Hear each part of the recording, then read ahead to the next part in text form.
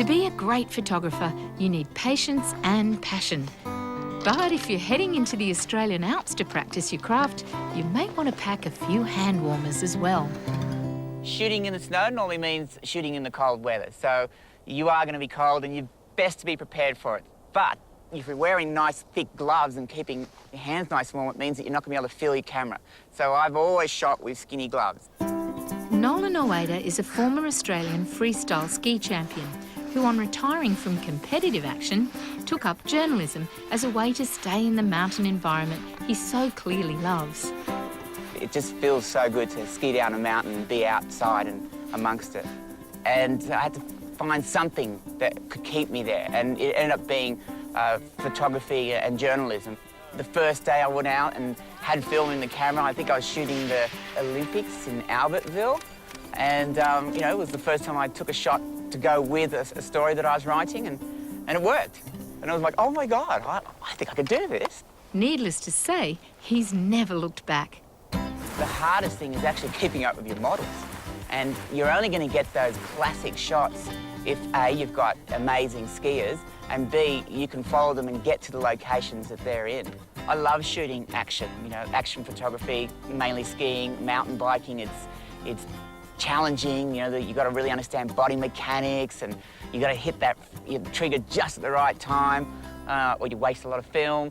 But I also have a passion for landscapes.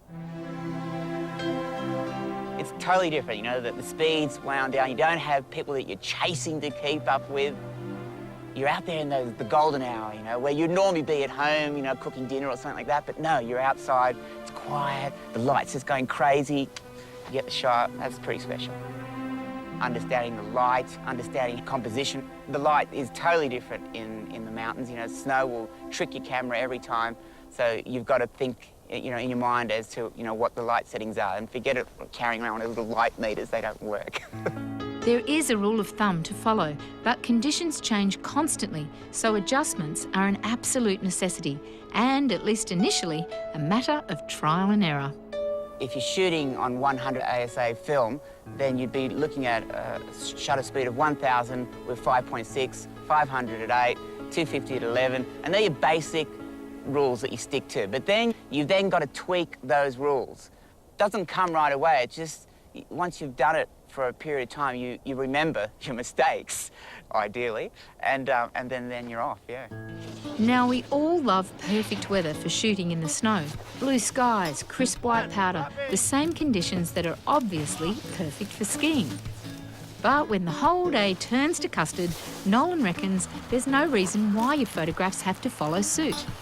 A lot of the time I'll use a sort of a pan blur, so I'll shoot at, say, 250 shutter speed, open up accordingly as far as light goes, but then I'll pan with the model.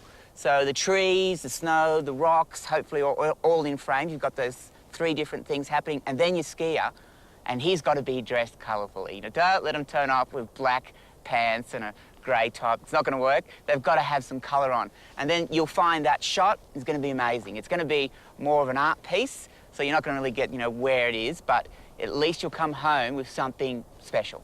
So, you know, for a grey day, that's one technique. The other important thing you need to be aware of in the mountains is how the cold can affect your actual camera. Shooting in cold conditions means that your camera's going to get a bit of a workout. Your battery is going to go way quicker than you're used to. You always got to carry spare batteries because you're going to rip through them. You're also going to experience some difficulties if you're going in from cold to warm, cold to warm. It's all, you know, condensation, foggy, it's the end. So don't open your camera bag when you go inside, just be patient. Normally you're working so close to your model or something, they'll turn just in front of you and you've got the great shot until the snow covers your whole camera and you've got snow all over. So you're going to have little chamois, keep the lens dry. So yeah, a bit more maintenance, a bit more care, but no more care than you'd have to take, say, shooting on a beach. Living in the snow mountains is a bit of a pleasure, actually. We get not only 4 seasons of weather, we get 4 seasons of people too.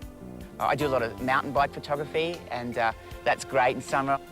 Come in tight, so I get more of an abstract view of what might be happening. So say if I'm shooting a mountain biker, I'll go in, so I've only got, you know, just a calf muscle, and a wheel and some mud.